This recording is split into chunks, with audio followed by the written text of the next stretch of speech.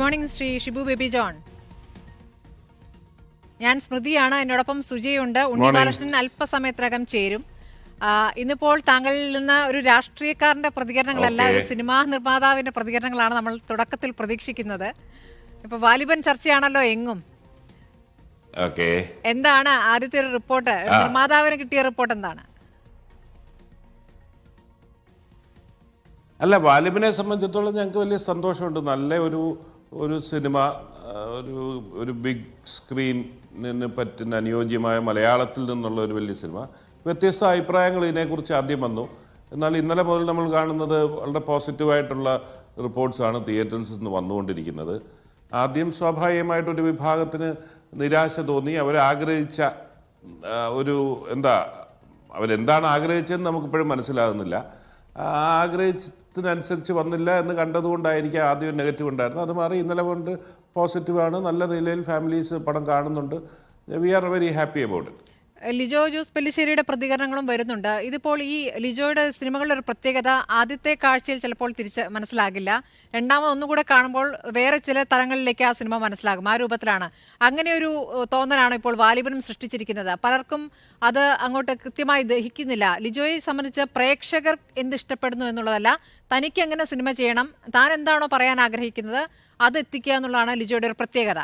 അപ്പോൾ അതിനെ എങ്ങനെയാണ് വിലയിരുത്തുന്നത്?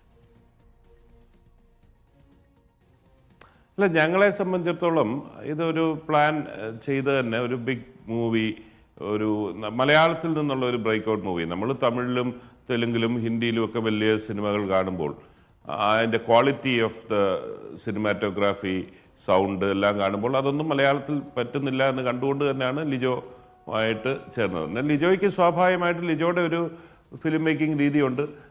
ലാലിൻ്റേതായിട്ടുള്ള സപ്പോർട്ടേഴ്സ് ഉണ്ട്. ഇത് ബ്ലെൻഡ് ചെയ്യുന്ന ഒരു സംവിധാനത്തെക്കുറിച്ചാണ് ആലോചിച്ചത്. ആ ബ്ലെൻഡ് കറക്റ്റായിട്ട് വന്നിട്ടുണ്ട്. ഞാൻ പറഞ്ഞത് ചിലർക്ക് വേഗത പോരാ എന്നൊക്കെ തോന്നുന്നവരുണ്ടെങ്കിൽ പോലും എനിക്കിതിൽ ഏറ്റവും സന്തോഷം എന്താണ്, മോഹൻലാലിൻ്റെ നടൻ്റെ ഒരു പെർഫോമൻസ്. സമീപകാലത്ത് ഒത്തിരി ആക്ഷേപങ്ങൾ സോഷ്യൽ മീഡിയയിലും അല്ലാതെ നമ്മളെല്ലാം കേട്ടിട്ടുണ്ട്. മോഹൻലാലിൻ്റെ ചുണ്ടിൻ്റെ ചലനശേഷി പോയി, മോഹൻലാലിൻ്റെ കണ്ണിൻ്റെ മാസ്മരികത പോയി, ഇതെല്ലാം പറയുന്നത് നമ്മൾ കേട്ടിട്ടുണ്ട്. ഈ സിനിമയിലേക്ക് വരുമ്പോൾ തീർച്ചയായിട്ടും അതെല്ലാം മോഹൻലാൽ എന്ന നടൻ്റെ ഏറ്റവും ബെസ്റ്റ് പെർഫോമൻസ്. ഈ പറഞ്ഞതെല്ലാ ആക്ഷേപങ്ങളും വൃഥാവിലായിരുന്നു. മോഹൻലാലിൻ്റെ ബ്രില്യൻ പെർഫോമൻസ് എല്ലാ രീതിയിലും. അത് ഒരു ഭാഗത്ത് ആക്ഷൻ മാത്രമല്ല, ആക്ഷനിലും അദ്ദേഹത്തിൻ്റെ മെയ്വഴക്കം വന്നിട്ടുണ്ട്. ബാക്കിയെല്ലാം ഇൻ ടോട്ടാലിറ്റി ഭയങ്കരമായ ഒരു പെർഫോമൻസ് മോഹൻലാലിൻ്റെ ഭാഗത്തുനിന്ന് പുറത്തു വന്നിട്ടുണ്ട്. അത് തീർച്ചയായിട്ടും ഞങ്ങൾ പ്ലാൻ ചെയ്ത നിലയിലേക്ക് തന്നെ. പിന്നെ ഇതിൻ്റെ ഈ പറഞ്ഞതുപോലെ ഇപ്പോൾ ഈ ഒരു നെഗറ്റിവിറ്റി വല്ലാതെ ഉണ്ടാകുന്നു. അതിനെക്കുറിച്ച് ലിജോ ഇന്നലെ പ്രതികരിച്ചുകൊണ്ട് ഞാൻ അതിനെക്കുറിച്ച് പറയുന്നില്ല. ഞാൻ രാഷ്ട്രീയത്തിൽ സ്ഥിരം ഇത് അനുഭവിക്കുന്ന ഒരാളായതുകൊണ്ട് സിനിമയിലേക്ക് വരുമ്പോൾ എനിക്കൊരു പുതുമയില്ല. പക്ഷേ അതൊരു വളരെ ദൗർഭാഗ്യകരമാണ്. അത് മാത്രമേ അതിനെക്കുറിച്ച് പറയാനുള്ളൂ.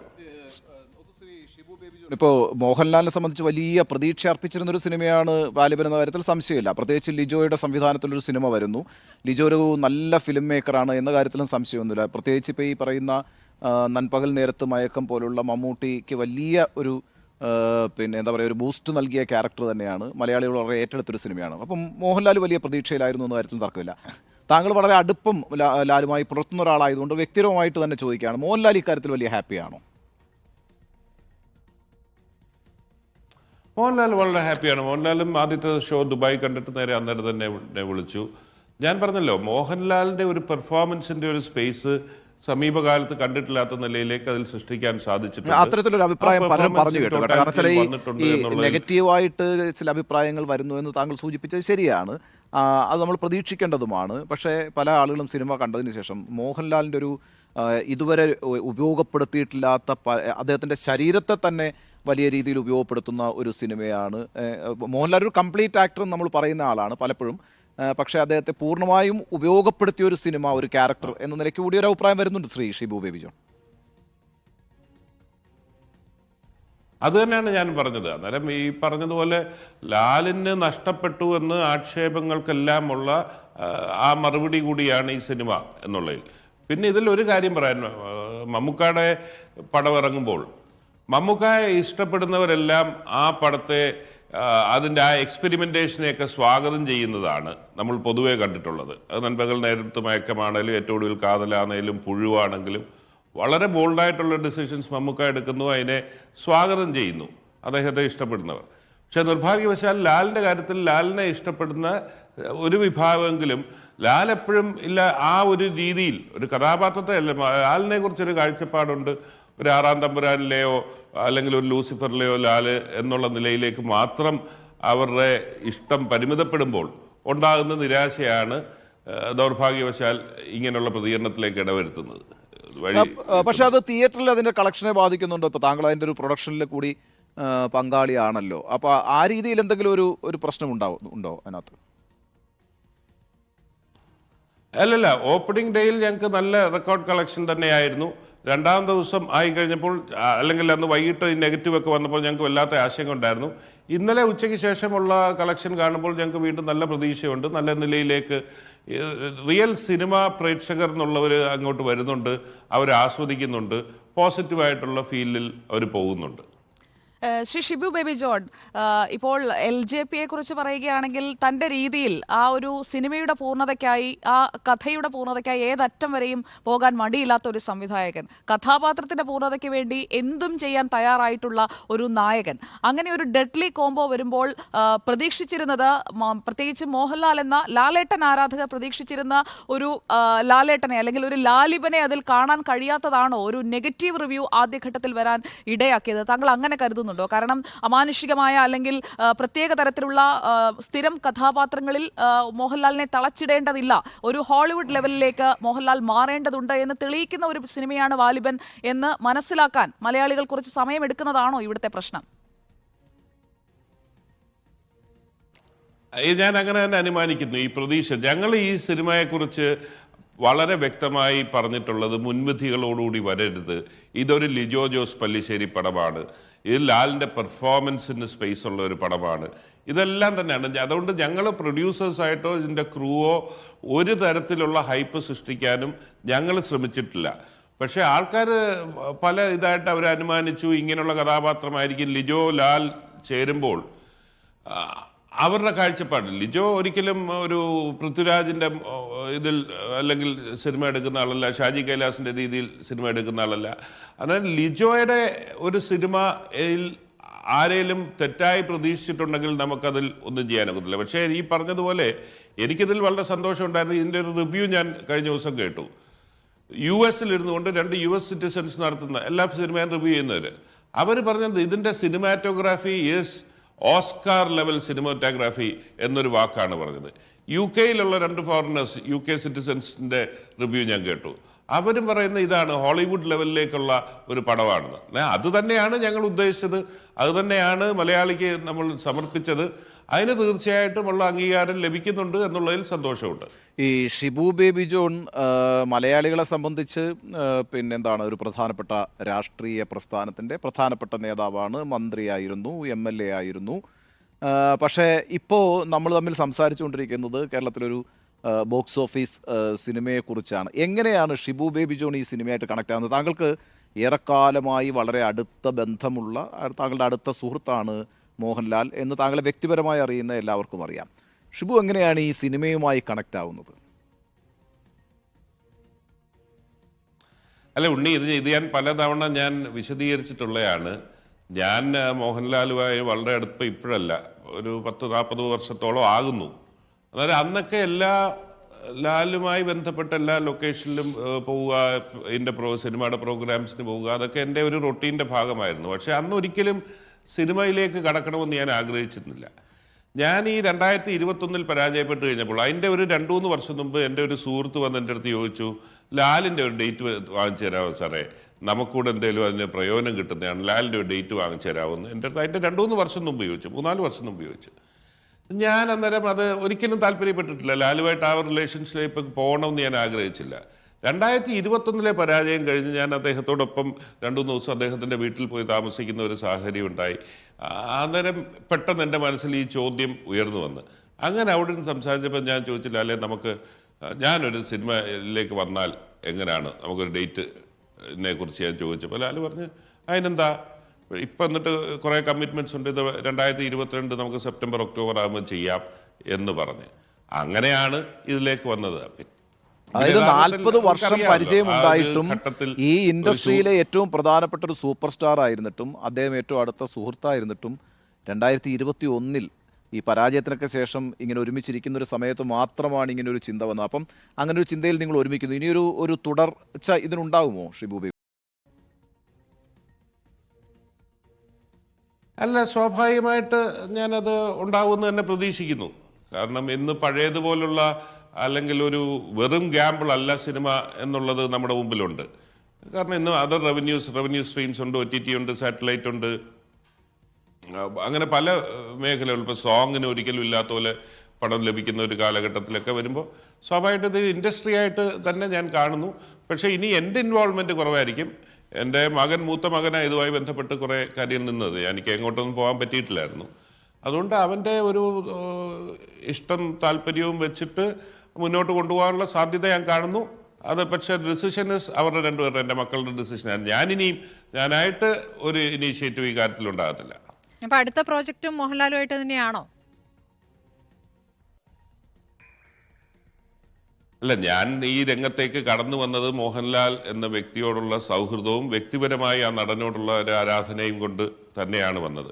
അതുകൊണ്ട് അതുള്ളിടത്തോളം കാലം അതിനായിരിക്കും മുൻഗണന എന്നുള്ളതിൽ കാര്യമില്ല. എൻ്റെ മകനും എല്ലാം കൂടെ രണ്ടാമതൊരു സെക്കൻഡ് പ്രൊഡക്ഷൻ നേരത്തെ അനൗൺസ് ചെയ്തായിരുന്നു. അത് പെപ്പെ വെച്ചിട്ടുള്ള ഒരു പടമാണ്. വളരെ നല്ല വ്യത്യസ്തമായൊരു സ്റ്റോറിയാന്ന് തോന്നിയത് വെച്ചിട്ട് ചെയ്യുകയാണ്. അത് ഇനി ഞാൻ പറഞ്ഞല്ലോ, ഞാൻ ഇനീഷ്യേറ്റ് ചെയ്തു. ഇനിയിപ്പോൾ if they want to take it forward അവർ കൊണ്ടുപോകട്ടെ എന്നുള്ളതാണ്. നിലവിലാണെങ്കിലും ഒരു ബിസിനസ്സിലും ഞാൻ ഇപ്പം വാലിബൻ രണ്ടാം ഭാഗം വരുന്നുണ്ടല്ലോ, ആ സിനിമയിലും അത്തരം അല്ല വാലിബൻ രണ്ടാം ഭാഗം തന്നെ ഒരു വലിയ സബ്ജക്റ്റാണ്. ഇത് എങ്ങനെ വേണമെങ്കിലും സ്പിൻ ചെയ്യാവുന്ന, ഇതിൻ്റെ ബാക്ക് സ്റ്റോറീസ് ഉണ്ട്, ഇനി ഫ്യൂച്ചർ സ്റ്റോറീസ് ഉണ്ട്. ഇതൊരു വലിയ സംഭവം തന്നെയാണ്. ലിജോയുടെ ആ കാഴ്ചപ്പാട് ഇതൊന്നും ഒരു സിനിമയിലേക്ക് ഒതുങ്ങുന്നതല്ലെന്ന് ഞങ്ങൾക്ക് തുടക്കത്തിൽ തന്നെ അറിയാമായിരുന്നു. യഥാർത്ഥത്തിൽ ഞങ്ങൾ ഒരു സിനിമയാക്കാൻ ആദ്യം ശ്രമിച്ചപ്പോൾ ഞങ്ങൾ നോക്കിയപ്പോൾ ഇതൊരു 3.5 മണിക്കൂർ 4 മണിക്കൂർ വേണം ഈ സിനിമ, അദ്ദേഹത്തിൻ്റെ വീക്ഷണത്തിലുള്ള സിനിമ പൂർത്തീകരിക്കണമെങ്കിൽ. അങ്ങനെയാണ് ഒരു വർഷം മുമ്പ് തന്നെ അന്നേരം ഇതിൻ്റെ ഒരു സെക്കൻഡ് പാർട്ട് എന്ന് ഞങ്ങൾ ആലോചിച്ചത്. ഇനി തീർച്ചയായിട്ടും ഇതിൻ്റെ ബോക്സ് ഓഫീസ് കളക്ഷൻസും ബാക്കി കാര്യമെല്ലാം പരിശോധിച്ചുകൊണ്ട് തന്നെ ആയിരിക്കും തീരുമാനമെടുക്കുന്നത്. ഡെഫിനറ്റ്ലി ഇതൊരു ഫ്യൂച്ചർ പോകേണ്ട വലിയ സബ്ജക്റ്റ് തന്നെ ഇതിൻ്റെ ഭാഗമായിട്ടുണ്ട്, ഇതിൻ്റെ ബാക്കിയുണ്ട്. ശ്രീ ഷിബു ബേബി ജോൺ, ഈ സിനിമയെക്കുറിച്ചുള്ള റിവ്യൂകൾ അത് പോസിറ്റീവും നെഗറ്റീവും എല്ലാം വായിച്ചതിൻ്റെ ഒരു അടിസ്ഥാനത്തിൽ ഇപ്പോൾ ഞാൻ ഈ സിനിമ കണ്ടിട്ടില്ല, അങ്ങോട്ട് തുറന്ന് സമ്മതിക്കാമല്ലോ, വീക്കെൻഡിലാണ് കാണാൻ പോകുന്നത്. കാണുമ്പോൾ അത് ഇഷ്ടപ്പെടുമെന്ന് തന്നെയാണ് ഇതുവരെയുള്ള റിവ്യൂകളിൽ നിന്ന്, ഒപ്പം സുഹൃത്തുക്കളുടെ ഒരു അഭിപ്രായത്തിൽ നിന്ന് എനിക്ക് മനസ്സിലായത്. അതായത് മാസ് പ്രതീക്ഷിച്ചിടത്തേക്ക് ഒരു ക്ലാസ് പടമാണ് കൊണ്ടുചെന്നത്.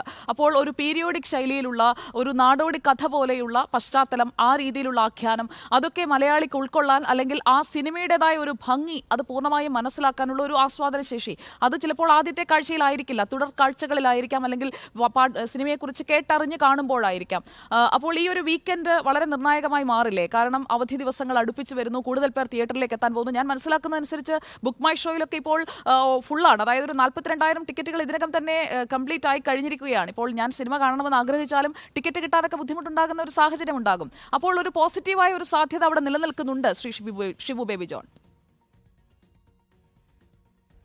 ഉണ്ട്, തീർച്ചയായിട്ടും. ഞാൻ പറഞ്ഞല്ലോ, ഈ വീക്കെൻഡ് കൂടെ വന്നുകൊണ്ട്, ലോങ് വീക്കെൻഡ് വന്നുകൊണ്ട് ഞങ്ങളെ സംബന്ധിച്ചിടത്തോളം ആദ്യത്തെ ദിവസം വൈകിട്ടുണ്ടായിരുന്ന നെഗറ്റീവിനെ തുടർന്നൊരു ആശങ്ക ഉണ്ടായിരുന്നെങ്കിൽ ഇന്നലെക്ക് ശേഷം, പ്രത്യേകിച്ച് ഇന്നലെ ലിജോയുടെ ഒരു പ്രസ് കോൺഫറൻസിൽ ലിജോ തുറന്ന് കാര്യങ്ങൾ പറഞ്ഞത്, ലിജോ ഒരു ഡയറക്ടർ എന്നുള്ളതിൽ എന്താണ് ഉദ്ദേശിച്ചതെന്നൊക്കെ പറഞ്ഞതിന് ശേഷം വളരെ പോസിറ്റീവായിട്ട് ഒരു റെസ്പോൺസ് കാണുന്നുണ്ട്. അതേസമയത്ത് ഇന്നും നാളെയും തീർച്ചയായിട്ടും അതങ്ങനെ തന്നെ പോകുന്നു. അതാണ് ബുക്ക് മൈ ഷോയിലും കാണുന്നത്. അല്ലാതെ എല്ലാം ഞങ്ങൾക്ക് കിട്ടുന്ന റിപ്പോർട്ട്സും ഫീൽഡിൽ നിന്ന് കിട്ടുന്ന റിപ്പോർട്ട്സും അത് തന്നെ, അത് വളരെ പോസിറ്റീവായിട്ട് പോകുന്നുണ്ട്. പിന്നെ ഈ പറഞ്ഞതുപോലെ മലയാളിയുടെ ആസ്വാദനത്തെ സംബന്ധിച്ചിടത്തോളം നമുക്ക് ഈ ഒരു വിഷ്വൽ ദൃശ്യ അനുഭവം ഇഷ്ടപ്പെടുന്നവർക്ക് തീർച്ചയായിട്ടും ഈ പടം ഒരു മുതൽക്കൂട്ട് തന്നെയാണ്, അവരത് കണ്ടിരിക്കേണ്ടതാണ്. ഞങ്ങൾ ആദ്യമേ പറയുന്നത് തിയേറ്ററിൽ പോയി കാണേണ്ട ഒരു സിനിമയാണ്.